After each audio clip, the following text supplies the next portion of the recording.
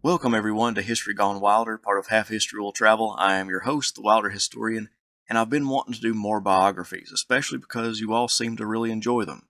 I wanted to branch away from the Civil War generals, but stick within the Civil War era, so I chose to highlight the controversial John Brown.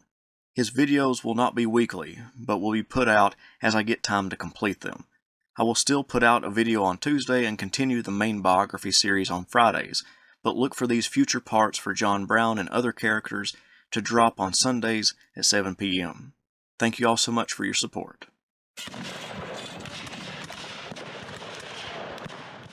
On January 1st, 1863, in Medford, Massachusetts, businessman George L. Stearns held what he called the John Brown Party, where a marble bust of John Brown was unveiled, who had been hung just 3 years prior. The day was a special occasion. United States President Abraham Lincoln's Emancipation Proclamation went into effect. At Harper's Ferry, where John Brown had launched a raid to start a slave rebellion, Union General Robert H. Milroy read the proclamation to his soldiers stationed there, and when finished, the crowd erupted into the song John Brown's Body. Milroy stated, "That handbill order gave freedom to the slaves through and around the region where old John Brown was hung. I felt then that I was on duty in the most righteous cause that man ever drew sword in."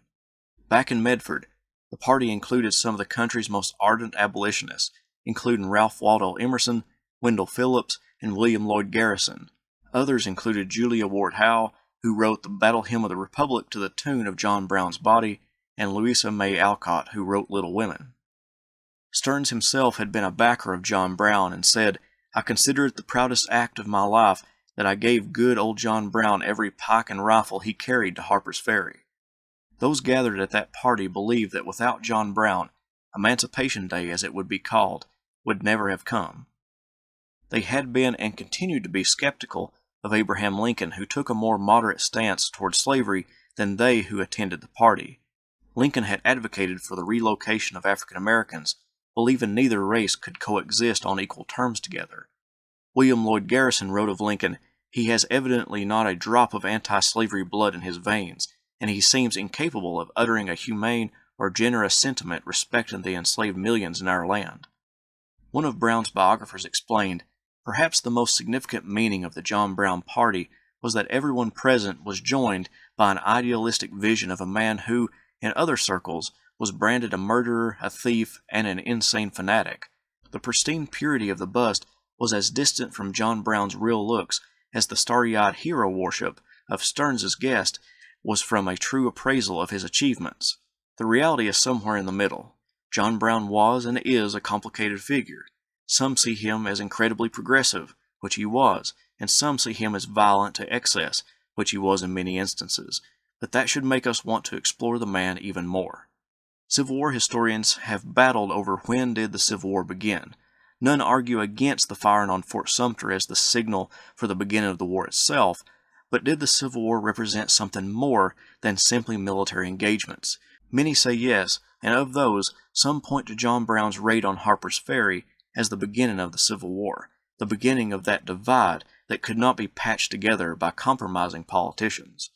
Southern Democrats pointed to Brown's actions and argued that Northern Republicans had supported the raid and would use more violent tactics like that to instigate slave rebellion throughout the slaveholding states, when that was not true. Abraham Lincoln and his Secretary of State, William Seward, reacted in horror at the violent tactics used by Brown during the raid. Militant abolitionists were in the far minority of Northerners. The deepening of the chasm between the North and the South was aided by the actions of John Brown. Brown's family most likely came to Plymouth on the Mayflower. The Puritan beliefs of his family would greatly impact his future. The family tree was filled with ministers, and his grandfather, on his mother's side, Gideon Mills, fought in the American Revolution as a lieutenant. John Brown's father was named Owen, and he was born in West Simsbury, Connecticut. When Owen was 5, his father, who had joined Connecticut's 18th Regiment as a captain, died of dysentery in a Continental Army camp north of New York City. This left Owen and his 10 siblings under the sole parentage of his mother, who tried to keep the family fed. Owen would be sent to live with relatives over the coming years and then make his way back home. In 1782, a religious revival swept the area, converting his mother, his older sisters, and a brother, as well as himself. He would devote the rest of his life to a search for signs of salvation in himself and his loved ones. He adopted the Calvinistic ideas that a sovereign God freely gave grace to totally depraved humans. He believed in predestination and that humans received conversion not as a reward for good works, but as a gift arbitrarily bestowed by the divine judge. Owen was a traveling cobbler throughout his area of New England. Owen would meet Ruth Mills, a similarly devout Calvinist, and they would marry on February 13, 1793, in West Simsbury. The couple would move to Norfolk, Connecticut, and settle down into a modest life. Tragedy struck the couple when their first child died at 2 years old and another shortly after birth. Their daughter Anne would be born in July of 1798. 2 years later, on May 9, 1800, in Torrington, Connecticut, John Brown was born. The family within which he was born passed their abolitionist and Calvinist views on to their son. His father had seen slavery firsthand in his youth in Connecticut when slavery was not yet divided between North and South. His mother, to make ends meet, borrowed a neighbor's slave to plant crops or bring in a harvest. Owen remembered playing with the slave whose name was Sam. The Puritan religious fervor that denounced slavery played an important role in Owen's life and in John's life. Owen passed on the belief that slavery violated the Golden Rule and thus should be abolished. He read and heard the sermons of George Whitefield, Jonathan Edwards, and Jonathan Edwards Jr., passing this piety and hostility towards slavery to his son. Owen remembered that one incident involving slavery that solidly made him an abolitionist was when a Southern clergyman came north during the Revolution and brought his slaves with him. He kept them in Norfolk, Connecticut for safety reasons as he traveled, and when he returned, the enslaved men and women declared themselves Northerners and refused to go back south with him. He had a hearing but was chastised by the local community and left without his slaves. Owen said, "Ever since I have been an abolitionist. I am so near the end of my life I think I shall die an abolitionist." In June 1805, Owen, his wife Ruth, and 4 children, including John and an adopted son, traveled in an ox-pulled wagon to Hudson, Ohio. The family moved into a one-room log house with a loft for a larger sleeping arrangement. The first spring in Ohio, the family's crops were decimated by birds and squirrels, as well as an unexpected summertime frost. Despite the difficulties, John's father persevered and earned enough money as a land surveyor to buy a new home and establish a tannery. His tanning business had not done well in New England, and was one of the reasons the family moved. John's family traded meal and bread with Native Americans for turkey and venison, and lived in harmony with the various tribes in that region. John's father reinforced the belief to his children that they should treat everyone the same, no matter their skin color. John spent time with the Native Americans, learned a little of their language, learned to skin deer, and was wearing buckskin just like his Native American friends. After the War of 1812, most of the Native Americans in that area left Ohio. John at first resisted his parents' religiosity. They worried about his piety and were quick to use the rod to reprimand him. When John stole 3 brass pins from a girl who lived with them, his mother let him brood over the sin for a day, then gave him a thorough whipping the next. His school was intermittent. His father needed help at the tannery, so John did not attend school often. He did attend long enough to realize he didn't like math. When one of his friends introduced him to a couple of volumes of history, John found that he liked to read. His grammar was horrible, something he never really sought to improve. Still, he developed a sinewy writing style forceful enough to elicit high praise from Ralph Waldo Emerson and Henry David Thoreau, who said that Brown's prose, with all of its technical errors, defined standard English. Although not one to start fights, he loved to roughhouse. The boys around Hudson formed little gangs called Federalists and Republicans, mimicking their parents' political affiliations. John's father was a Federalist. He opposed Jefferson and Madison, the Democratic Republicans, because of their slaveholding. During a harsh snowball fight between the 2 gangs of boys, the Republicans were gaining the advantage and hurting many of the Federalists. John, seizing the initiative, ran headlong into the Republicans and dispersed them single-handedly. In 1808, his mother passed away in childbirth, leaving Owen with 6 children to care for. Owen quickly sought out another wife and found 20-year-old Sally Root. John admitted that she was a nice, intelligent woman, but he never developed any feelings for her. During the War of 1812, John accompanied his father on the nearly 200-mile cattle drives to sell the cattle to General William Hull's army in Michigan. At least once, Owen sent John on his own to drive cattle to the American army. It was on these long journeys that John Brown had two revelations. The first one was that he never wanted to serve in the military. The profanity, disobedience, and mutinous talk of the soldiers appalled him, and he vowed to never serve. Men were obligated to serve in the militia, especially on the frontier, like John's family in Ohio, or be subject to a fine. John would always pay the fine. The second revelation relates to slavery. At one point he stayed with a family on the journey. They had a slave boy the same age as John. John saw how horribly the slave boy was treated as compared to himself based solely on their skin color. The slave owner praised John for his ability to tackle a journey like that on his own, away from his family. John got to know the slave boy, the little time he spent with him, and learned he was perceptive and intelligent. Yet the slave owner beat him with household tools and in general maltreated the poor boy. He would call this incident a main factor in the process that, in the end, made him a most determined abolitionist, leading him to declare or swear eternal war with slavery.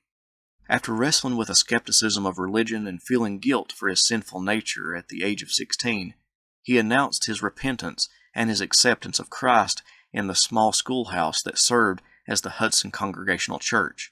He turned to religious studies. He avidly read the Bible, accepting its divine authenticity and aiming to commit its entire contents to memory. Soon after his conversion, he and his brother Salmon would travel east to further their religious studies, first at Plainfield, Massachusetts, but after a few months, John would go to Morris Academy in Litchfield, Connecticut.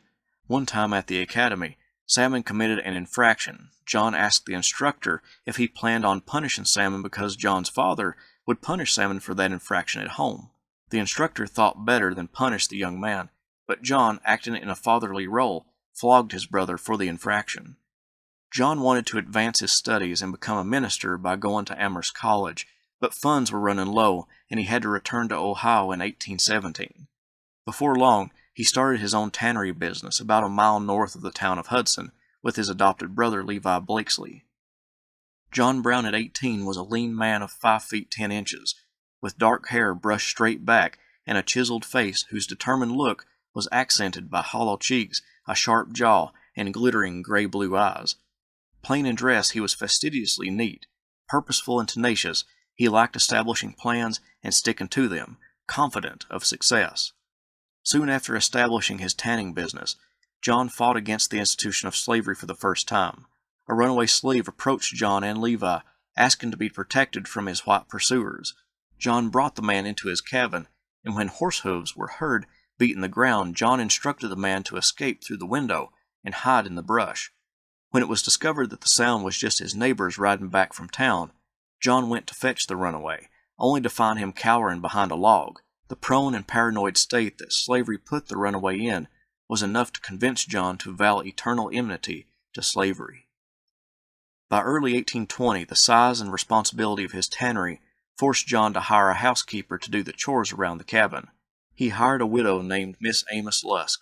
Her 19-year-old daughter, Diantha, would help her in these duties. Diantha was a plain woman, but very pious, which matched perfectly with John. After a few-month courtship, John and Diantha would marry on June 21, 1820. Diantha and her family had a history of mental illness, which made the marriage sometimes difficult, although it is not in this early stage when she showed signs of it. Doctors of the time period would label her mental illness as bouts of insanity, and some of John and Diantha's children would exhibit some similar problems. John would run into trouble with his brother-in-law, who wanted to see his sister on his only days off, Sunday, but John would not allow visits on Sunday because that would be breaking the commandment to honor the Sabbath. Although not endearing to his wife's family, he wanted to start his own and have many children. He would raise these children in the fashion similar to how he was raised, with strict religiousness. Brown's interpretation of Calvinism drew equally from the Old and the New Testaments, both of which he knew as well as any preacher. From the Old he derived a belief in a stern, judgmental God who commanded humans to fight for justice and to increase and multiply. From the New he absorbed the idea of a loving, self-sacrificing Christ and a sympathy for those in bonds, joined with an absolute belief in predestination which was inherited from Jonathan Edwards. This religious outlook made Brown and his children come to believe that they were chosen by God to free millions of enslaved blacks. When John talked about family, he did not only mean his wife and children, he meant all those around him and those that took part in his religion. He ruled that all of the workers at his tannery must attend church every Sabbath and family worship every morning. At one point, a worker in the tannery stole a piece of fine calfskin. Brown found out about this thievery and gave the man a tongue lashing. The man began to break down and cry and said he would leave and never return. John declined that offer and said if the man left, then he would prosecute him. That he should stay, but his punishment was that no other worker could talk to him for 2 months. According to the other employees, the punishment transformed the young man, and he became a useful worker afterward. When riding by an apple orchard, he spied 2 men filling large bags with apples that were not theirs, so he told them he would not report the crime if they owned up to their act. They did, and he commenced lecturing them on the wickedness of stealing. In his mind, God was the only true judge, and he, God's servant, was the enforcer of divine law. Although not the best businessman, he did well for himself. He was incredibly honest. For instance, if any moisture remained in the tanned hide after the tanning process, he would not sell it because he had not lived up to his side of the deal. A family in the Hudson neighborhood became destitute, and John gave the father a position at the tannery, despite not having any openings, and gave him food and clothing as an advance payment. While in Hudson, he taught Sunday school at the local Congregational church. He even joined the local Masonic lodge, but quit when the Masons became embroiled in a scandal surrounding the disappearance of William Morgan, who was allegedly murdered by members of the group. Despite his sometimes questionable business practices, he did earn enough to afford multiple parcels of land and build a white frame house. On July 25, 1821, they had their first child, a boy they named after his father. Then, 19 months later, Jason was born, followed by Owen in November 1824. These 3 children took the brunt of Brown's Old Testament-style discipline. They were not allowed to play or have visitors on Sunday. One of his sons explained that their father did not threaten his children. He commanded them, and they obeyed. If they did not obey, the rod or the switch was always ready. John believed his own sinful nature was the reason for his children's disobedience. This explains the masochistic extremes to which he could take his punishment toward them. He paid particular attention to his oldest son, John Jr., who was put to work in the tannery at an early age, driving a blind horse in a circle to grind bark. For the infraction of daydreaming, he would be punished. Brown kept a ledger accounting the children's punishments. For example, John Jr.'s record reads, for disobeying mother, 8 lashes. For unfaithfulness at work, 3 lashes. For telling a lie, 8 lashes. He would show the record book to his children, and at one point decided that the boy's debits outnumbered his credits and took him to the barn for accounting. Brown cut a switch from a beech tree and gave him 1/3 of the lashings the boy had earned. Then he took off his shirt and told his son to whip him. At first, John Jr. laid the lashes in lightly, but when his father told him to beat him harder, the son complied. Brown wanted his son to understand that when he disobeyed his father, that hurt him too. Brown also felt that his son's disobedience was his own fault and needed to account for his own sins. John Brown loved rural life and living off the land. He molded his life after the biblical patriarchs who were farmers and shepherds. That is why in May 1826, Brown moved his wife and 3 children to western Pennsylvania, where a large section of land came available, and he acquired a 200-acre parcel of that land. The community was named Randolph, soon to be New Richmond, and Brown would enjoy its open spaces and wilderness. Brown cleared 25 acres of timberland and built a cabin, a barn, and a tannery. The house was divided into 2 large rooms, but the tannery was the more impressive structure. It was 26 feet by 50 feet and held 18 vats. Within a year, Brown had hired 10 to 15 workers for the tannery. However, the sparse population led to fewer business than at Hudson, and a lack of cattle and sheep led to less easily accessible hides. So he struck a deal with his cousin who lived on the Ohio-Pennsylvania border and raised cattle. His cousin would send him cattle, and Brown would sell the beef to the locals for his cousin. Then Brown would send hides for his cousin to sell in the more populous area. It was mutually beneficial. The business prospered for a time, but it was difficult for Brown to get paid for the beef or hides, and he was forced to take out loans and buy things on credit. This would be a horrible problem for Brown in later years. One reason he enjoyed the tanning business was because he could be around animals, and it made him feel like a shepherd of the Old Testament.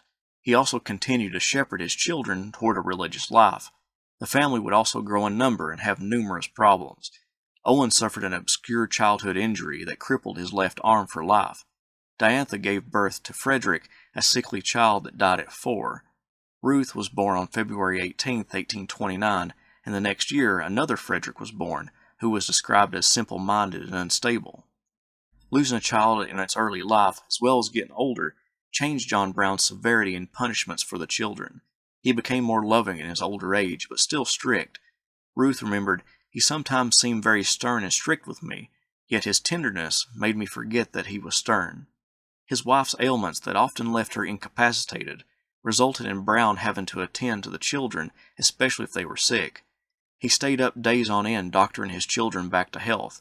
One of the scariest times was when the household caught scarlet fever, and he had to doctor multiple children at once. He likewise took special care of his animals, shepherding them as a good shepherd should. He revived many a nearly dead lamb by bringing it into the house, bathing it, and covering it in blankets and spoon-feeding it warm milk. He also shepherded the community that he had moved into. Since there was no schoolhouse or teacher, Brown welcomed the community children into his home to be taught by him, alongside his own children, until he could build a schoolhouse and hire a teacher. Another aspect he wanted to instill in his children was physical exercise. He never fully escaped his love of roughhousing of his youth, so one would often see him organizing wrestling matches in his house in which he would often participate. He was a pillar of the community and of great influence. When a man was jailed for stealing a cow, it was discovered that the man was incredibly poor and was released to take care of his family. Brown insisted that justice be served and had the man put back in jail to complete his sentence. While the man was in jail, Brown gave food and clothing to the family, while their father and husband was away. In another way that he was a pillar of the community, he created a public library ran out of his own house, full of famous books of the period to help everyone in the community improve their mind. He loved debates and would regularly schedule them with his family. However, there was one type of person he loved to debate: Methodist preachers. On one occasion, a Methodist preacher found his way into the community, as many did proselytizing to the people, and Brown basically insulted him and challenged him to a public debate. The preacher was not prepared to contend with a student of the works of Jonathan Edwards, and conceded defeat after a few questions about free will, human sinfulness, and Satan, all centered around predestination. One of the most popular reforms of the day was temperance, but Brown was conflicted. The Bible condoned drinking wine, but not to excess. In 1830, Brown would declare himself a teetotaler and never drink any alcohol again. He did not approve of hunting or fishing because he viewed it as a waste of time, although he did develop into a good marksman. On August 10, 1832, Brown lost his wife due to complications from childbirth, where the child died as well. He would write that, "We are again smarting under the rod of our Heavenly Father. Last night about 11 o'clock my affectionate, dutiful, and faithful Diantha, to use her own words, bade farewell to earth, and that I have been pretty much confined to my house for a number of weeks. I find I am getting more and more unfit for everything. I have been growing numb for a good while." The large family became too large for Brown himself to manage, and he hired a housekeeper. The housekeeper's 16-year-old daughter, Mary Day, would occasionally come with her mother and spin cloth. Brown took a liking to the young dark-haired woman, and soon after meeting her, too bashful to ask her to marry him in person, he wrote her a letter. Mary took the letter, didn't open it, put it under her pillow and slept on it for a night. The next morning she read it. During one of her jobs at the Brown house, which was fetching water from a nearby spring, Brown followed her, and by the time they came back to the house, she had agreed to marry him. They were wed on June 14, 1833. And in just 10 months, a baby girl was born, Sarah. As one of Brown's biographers put it, Mary would prove to be a rock of stability for John Brown. Staunch and stoical, she set a tone of quiet courage that would influence the whole family. At the time of her marriage, she was only half Brown's age, and 4 years older than his oldest son, but her stepchildren would always call her mother. It was also in the 1830s that Brown became disillusioned with American politics. In the 1820s, he supported John Quincy Adams, the abolitionist, who began to support the Whig Party, but when Henry Clay, the Kentucky slaveholder, who supported colonization, came to political prominence, he distanced himself from the Whigs. The party of Jackson, the Democrats, also did not appeal to him because of Jackson's slaveholding. So, after the 1830s, he began to distance himself from politics because he saw the politicians too entangled with the slave power of the South. In the 1830s, one of the most significant slave rebellions in American history took place, the Nat Turner Rebellion. When other abolitionists were abhorred by the violence used by Turner in the slave uprising, it was John who looked on Turner as a courageous man and saw violence as a key instrument to free the enslaved. Brown would have been fine with slavery ended peacefully, but he just did not see a situation where it could end in a peaceful manner. At this point, John was content, actively helping out the African American community in any way he could. He built a special room in his barn to conceal runaway slaves and helped as many as he could on their journey further north. Although his financial situation prevented him from pursuing his goal, he intended to build a school for African Americans because he believed the best way to freedom and equality was through education. At one point, he wanted to raise a black child as one of his own, and even contemplated purchasing one in order to free the child and raise it. His finances prevented him from pursuing that goal. On May 18, 1835, with the economy not supporting his tannery like he had hoped, John accepted an offer from a tanner at his old hometown of Hudson, Ohio, named Zenas Kent, to help run the tannery with him. On October 7th of that year, Mary gave birth to Brown's son, Watson. Shortly after moving to Hudson, his partnership with Kent fell through, and he took a job digging a canal in the area. The back-breaking labor got Brown to thinking about a way to make large amounts of money: land speculation. He knew the route of the canal and borrowed money to purchase 92.5 acres, and using his survey equipment, laid out a town with the canal planned to run through the center of the community. Unfortunately for Brown, work stopped on the canal as the builders contemplated rerouting it. Add on to this, John had purchased the land when the market was high, so he was not going to be able to recoup his investment. In the meantime, he started a tannery in Hudson, but his financial situation was deteriorating. At some points, he had to trade leather for food for his family, and that family was only growing larger. On October 2, 1836, Salmon was born, and on November 3, 1837, Charles was born. When a religious revival came through the area, the Brown family attended every meeting, but John recognized that the black attendees were relegated to the back of the church. The next meeting, Brown's family got up from their pews as John led the black attendees to sit in his family's seats closer to the front of the church. They continued to do this the entire time the revival was going on. When the deacons of the church attempted to address the situation with John, the ardent abolitionist and Puritan made them realize he would not budge on the subject of equal rights. When he found that he had been expelled from one of the churches for non-attendance, but he knew that the church and its members had expelled him and his family for the actions he had taken during the revival, he seldom ever darkened another church's door. Soon, a national event would fuel Brown's obsession with the destruction of slavery.